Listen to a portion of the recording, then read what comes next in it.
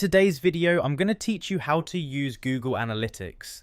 I'm starting here on my computer, and the first thing I'm doing is opening a browser and going to Google Analytics. Once the page loads, I'm signing in with my Google account so I can access the setup process and begin creating a new analytics property.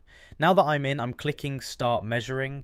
I'm selecting that now because this is where the setup process begins for a new Google Analytics account. It's the entry point for configuring everything from scratch.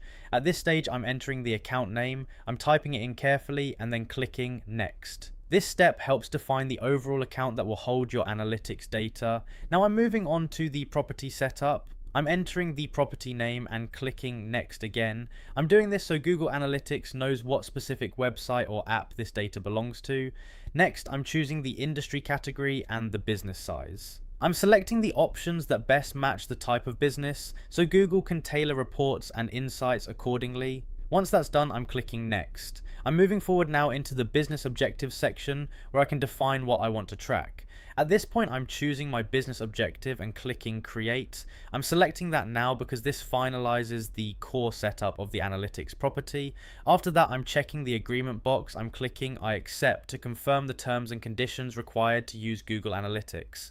Now I'm at the final setup step where I'm choosing a platform.